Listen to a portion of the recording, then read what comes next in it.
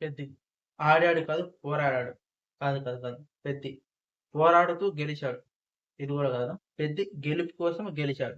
ఇది పర్ఫెక్ట్ కదా! ఒక చక్కటి లైన్‌తో స్టార్ట్ చేద్దాం అనుకున్నా. అవును. పెద్ది రివ్యూ గురించే మాట్లాడుకుంటున్నాం మనం. చాలా మిక్స్డ్ రివ్యూస్ వస్తున్నాయన్నమాట. వాటితో పాటు కొన్ని పాజిటివ్ రివ్యూస్ కూడా వస్తున్నాయి. కొంతమంది ఇప్పుడు రామన్న కూడా కొంచెం ఫస్ట్ నెగెటివ్ ఇచ్చి, మళ్ళీ పాజిటివ్ ఇచ్చి, మళ్ళీ నెగెటివ్ ఇష్టం వచ్చినట్టు మాట్లాడతారు. చాలా వాళ్ళ అభిప్రాయాలు పంచుకుంటారు. అది నో ప్రాబ్లమ్. ఇక్కడ మనం కూడా పెద్దిలో ఉన్న మైనస్ పాయింట్స్ ఏంటి? అంటే చాలా వరకు అసలు మైనస్ లేవులే. మైనస్ పాయింట్స్ ఏంటి? అసలు ప్లస్ ఏంటి? అసలు పెద్ది మూవీ ఎందుకు చూడాలి? అసలు ఇది మస్ట్ వాచ్ మూవీ ఎందుకయింది? అని మనం మాట్లాడుకుందాం. ఎక్కడ వీడియో స్కిప్ చేయకుండా జస్ట్ స్వీట్ అండ్ షార్ట్‌గా 5 ఆర్ 6 మినిట్స్ మాట్లాడుకుందాం. Okay. Let's start our topic. ఇలాంటి మూవీ చేయాలంటే నిజంగా గట్స్ ఉండాల. గతంలో గూడా మనం 'ఐ' మూవీ నా చాలా సార్లు చెప్తుంటా. వన్ ఆఫ్ మై ఫేవరెట్ మూవీస్‌లో 'ఐ' మూవీ గూడా ఒకటని చెప్పి. విక్రమ్ గారు తీసిన మూవీ.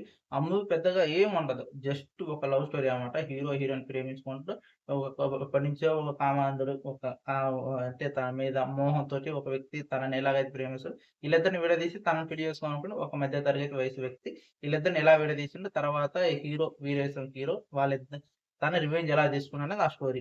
సింపుల్‌గా చెప్పాలంటే. దాన్ని అసలు శంకర్ గారు మార్క్‌తో ఎలా తీసిండు, అసలు అంత రేంజ్‌కి ఎలా ఎళ్ళిందనేది ఆ స్టోరీ అన్నమాట. చాలా బావుంటది. ఆ రివెంజ్ డ్రామా అనేది నాకు చానా ఇష్టం. ఆ స్టోరీ పక్కన పెడితే, ఇప్పుడు మనం ఈ పెద్ది అసలు దానికి దీనికి కంపేర్ చేయడానికి కారణం ఏందంటే, అక్కడ ఏదైతే అటెంప్ట్ చేసిండో ఆ గట్స్ విక్రమ్ గారు ఏదైతే ముందుకెళ్ళిండ్రో అలాంటి అంత పెద్ద ఫ్లాప్ తర్వాత అతని మేకోవర్ గాని, 130 కేజీలు పెరగడం గాని విక్రమ్ గారు కే మళ్ళీ దాదాపు ఒక 70, 80 కేజీలు తగ్గడం గాని, అలాంటి అటెంప్ట్ మళ్ళీ మన 'రామ్ చరణ్' అన్నయ్య చేయటం. అంటే గతంలో మనం చూసిన ఒక ఫెయిల్యూర్‌ని మళ్ళీ మనం ఇలా చేస్తే యాక్సెప్ట్ చేస్తారా? చేయరా? అది కాక మన తెలుగులో చాలా బీభత్సం ఫ్యాన్ ఫాలోయింగ్ ఉన్న వ్యక్తికి ఇలాంటి క్యారెక్టర్ యాప్ట్ అయిద్దా? అంటే ఒక మైనస్ ఉంటదని చెప్పినా కదా! అదే చాలా మంది స్పాయిల్ కూడా చేసేసాను. అసలు చేయకూడదు. అసలు మెయిన్ సినిమాకి ప్లస్సే అదనమాట.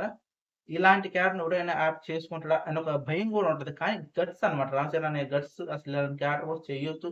అంటే తనను తను ప్రూవ్ చేసుకోవడానికి ఇలాంటి క్యారెక్టర్స్ చాలా అరుదుగా వస్తాయి. వాటిని వదులుకోవడం ఇష్టం లేదు అన్న సందర్భాలు చాలా సందర్భాలు మాట. నిజమే. ఈ సినిమాలో మనం చూసుకుంటే ఈ సినిమాని ఎస్పెషల్‌గా మాట్లాడుకుంటే ఎలివేషన్ సీన్స్ చాలా తక్కువుంటాయి. ఎలివేషన్ సీన్స్ అంటే సినిమాలో అనిపిస్తది కానీ అవి మసాలాగా సినిమాకు అవసరమైనయి ఇక్కడ క్లైమాక్స్ పక్కన పెడితే అసలు ఇంటర్వెల్‌లో ఒక సీన్ వస్తది.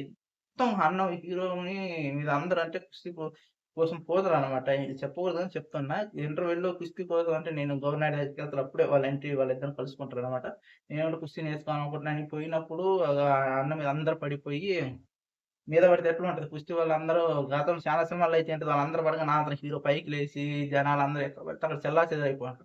కానీ ఈ సినిమా ఇంటెన్షన్ అర్థం చేసుకోవచ్చు. ఇంతమందిలో నుంచి అన్ని ఇలా చెయ్యి రేజ్ చేస్తున్నారనమాట. మీకిక్కడ స్క్రీన్ మీద చూపిస్తా చూడండి.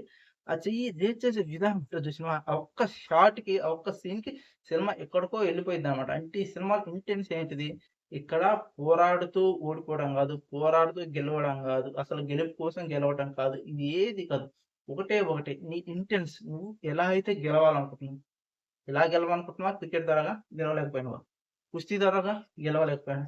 ఇంకా ఏది రన్నర్‌లాగా గెలవాలనుకుంటున్నావు. దీంట్లో లాస్ట్‌కొచ్చేసరికి ఇలా రన్నర్ అనేది పక్కన పెడితే ఇలా గెలవాలి అని ఒక పాయింట్ ఉంటదనమాట. నీలో ఉన్న టాలెంట్స్ ఏదైతే ఉన్నాయో నువ్వు ఒకలా గెలవలేకపోయినావా ఇంకొకలాగా. ఇలా గెలవలేకపోతే ఇంకొకలాగా. ఇలా కాకపోతే ఇంకొకలాగా. ఎలాగైనా సరే నీ గమ్యాన్ని నువ్వు చేరుకుంటావు అనే విధంగా సినిమాలు చూపిస్తుంది. నిజంగా చాలా బావుంటది సినిమా. చాలా మంది అంటారు. ఇక్కడ క్రికెట్ తీసుకొస్తాడు, స్పోర్ట్స్ తీసుకొస్తాడు, అది తెస్తాడు, ఇది తెస్తాడు, ఇది కుస్తీ తెస్తాడు, అది తెస్తాడు, ఇది తెస్తాడు. చాలా మంది చాలా విధాలుగా మాట్లాడతారు. ఇన్ని చూపించడానికి కారణం ఏంటి? దీంట్లో చాలా మోటివేషన్ తీసుకోవాలబ్బా! ఇన్ని మల్టీ టాలెంట్స్ కాదు మనం చూడాల్సింది.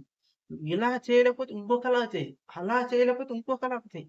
ఇలా కాకపోతే ఇంకొకలాగా, ఇంకొకలాగా వేరే వేరేలాగా చేస్తూనే ఉండు. గెలుపు నీ కోసం ఎప్పటికీ ఎదురు చూస్తూ ఉంటది అనే విధంగా ఇస్తారన్నమాట. నిజంగా సినిమాలో ఇంటెన్స్ అసలు సినిమాలో ఇన్వాల్వ్ అయిపోయినావు. కానీ ఈ ఇంటెన్స్ ఇక్కడ ఉంటది. ఈ లెవెల్‌లో ఉంటది. నాకైతే చాలా బాగా నచ్చింది. నేను చూడడానికి కొంచెం లేట్ అయిపోయింది. క్రౌడ్ వల్ల 'రామ్ చరణ్' అనే సంగతి తెలిసిందే కదా! ముందే గాని మనం బుక్ చేసుకుంటే గాని దొరకని టికెట్స్ అన్నమాట. నేను చూసి నాకు చాలా బాగా నచ్చిందన్నమాట. బీభత్సం అన్నమాట. సినిమా నిజంగా థియేటర్ ఎక్స్‌పీరియన్స్ చేయకున్న వాళ్ళు చేయండి. ఈ సినిమాలో background music last 40 minutes book చేస్తాను అన్నట్టు లాస్ట్ 40 మినిట్స్ సినిమా హైలైట్ అన్నమాట. ఆ బీజీఎం సంపేసారబ్బా! ఏఆర్ రెహమాన్ గారు అసల నిజంగా కూడా చించి ఉతికి ఆరేసి పక్కన పడేసినట్టే ఉంటది. అలా ఉంటదన్నమాట బీజీఎం నిజంగా. లాస్ట్ క్లైమాక్స్‌లో వచ్చి ఆ 40 మినిట్స్‌లో వచ్చి ఆ బీజీఎం ఒక సినిమాని వేరే లెవెల్ తీసుకెళ్తది. అన్నయ్య యాక్టింగ్ గురించి చెప్పాల్సిన అవసరం లేదు. గతంలో రంగస్థలంలో ప్రూవ్ చేసుకున్నాం. ఈ సినిమాకి మిక్స్డ్ రివ్యూస్ ఎందుకొస్తున్నాయో నాకు అర్థం కావట్లేదు. ఎందుకంటే చాలా మంది వాళ్ళ మైండ్ సెట్ అక్కడ వరకే ఆగిపోతుందన్నమాట. అంటే ఇన్ని ఊకే అంటే క్రికెట్ లాగే సినిమా వెళ్ళిపోవాలని అనే ఒక ఫార్మాట్‌లో ఉంటారనమాట. ఇది దానికి ఎండ్ కార్డ్ అనమాట.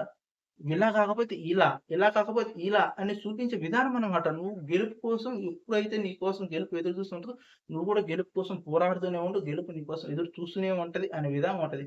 జస్ట్ విన్స్ ఇక్కడ గోల్ కోసం మాత్రమే సినిమా ఉంటది. గెలుపు కోసం గెలవడానికి ఎంత దాకైనా ఎళ్ళు అనే విధానం ఈ సినిమాలో ఉంటది. నిజంగా ఆ సినిమా స్టోరీ స్పాయిల్ చేసేది ఏం లేదబ్బా! Cinema only goal. గెలుపు కోసమే పోరాడుతూ గెలువు, ఓడిపోతూ గెలువు, గెలుపు కోసమే గెలువు.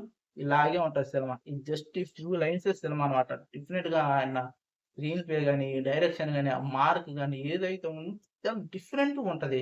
ఇక్కడ నేను చెప్పినా గదా! ఏదైతే మనకి ఇంటర్వెల్ సీన్ ఉంటది చూసినవా? అసల జనాలకి ఇలా హ్యాండ్ రైజ్ అయితది చూసినవా? అబ్బా! ఊగట్టు అసల అది. ఆ గూస్ బంప్స్ సీన్ అది మామూలుగా ఉండదు. చాలా నేను గూడా అనుకున్నా. జనాలందరిని ఇట్లా లేపి అంటే అతను లేవగానే అందరూ ఎక్కడ పడితే అక్కడ చెల్లాచెదరు అయిపోతారు. అలా ఉంటే సీన్‌కంత లుక్కొచ్చేది గాదు. ఆ లుక్కొచ్చేది గాదు. ఆ హ్యాండ్ రైజ్ అయిన సీన్ ఉంది చూసినవా?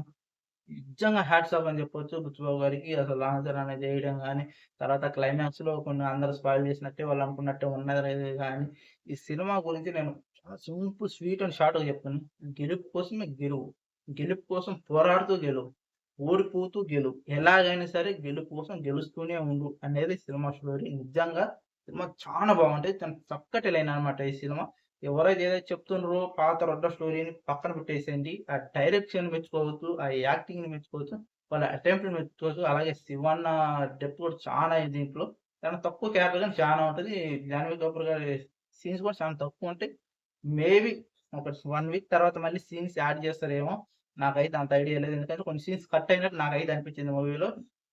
ఫ్యూచర్‌లో మళ్ళీ యాడ్ చేయొచ్చు. 'పుష్ప' కూడా అలాగే అయింది కదా! మళ్ళీ half an hour extra add చేసారు. సో, మీ సినిమా కూడా అలాగే చెయ్యొచ్చు అనుకుంటున్నాను నేనైతే. విషయాలన్నీ పక్కన పెడితే songs highlight, BGM highlight, acting highlight, cast సినిమాకి పర్ఫెక్ట్ అనమాట. అందరూ cast highlight, direction highlight, production values highlight. Cinema ఓవరాల్‌గా చూసుకుంటే ఇక్కడ ఉండాల్సిన సినిమానా ఇది. ఈ సినిమా మళ్ళీ చెప్తున్నా కదా! గెలుపు కోసం గెలుస్తూనే ఉండు. గెలుపు నీ కోసం ఎదురు చూస్తూనే ఉంటది. అది ఏదన్నా గాని ఒక ఊరు కోసం పోరాడతావా? నీ కోసం నువ్వు పోరాడతావా? జనం కోసం పోరాడతావా? లేకపోతే గుర్తింపు కోసం పోరాడతావా? గెలుపు నీ కోసం ఎదురు చూస్తూనే ఉంటది. పెద్ద స్టోరీ ఇంతే, ఇంత మాత్రమే. కాకపోతే ఆ డెప్త్ నువ్వు ఇన్వాల్వ్ అయినావనుకో డెఫినిట్‌గా నిన్నెవ్వడు ఆపలేడు. అంత బావుంటది సినిమా. నాకైతే నచ్చిందబ్బా! మీకెలా అనిపించింది కింద కామెంట్ చేయండి. డెఫినిట్‌గా మిక్స్డ్ రివ్యూస్ ఇచ్చేవాళ్ళు వాళ్ళ ఒపీనియన్ అనాలి. నా ఒపీనియన్ అయితే ఇది. నాకైతే డెఫినిట్‌గా సినిమా బొమ్మ బ్లాక్ బస్టర్. పక్కా బ్లాక్ బస్టర్. నాకు నచ్చింది. నాకైతే నచ్చింది. మీకెలా అనిపించిందో కామెంట్ చేయండి. ఇలాంటి మరిన్ని రివ్యూస్ కోసం మన ఛానెల్ సబ్స్క్రైబ్ చేసి కొత్త కొత్త వీడియోస్ వస్తాయి. ఒకసారి వెళ్లి మన ఛానెల్ చెక్ చేయండి. ఎలాంటి రివ్యూస్ ఉన్నాయో, మనం ఎలాంటి విషయాల గురించి మాట్లాడుకుంటున్నాం, ఎవరు మాట్లాడిన విషయాలు ఇక్కడ మనం మాట్లాడుకోవాలి. ఇక్కడ నాతో పాటు మీ అభిప్రాయాలు పంచుకోండి. మీ ప్రతి కామెంట్‌కి నేను రిప్లై ఇస్తా. ఓకే.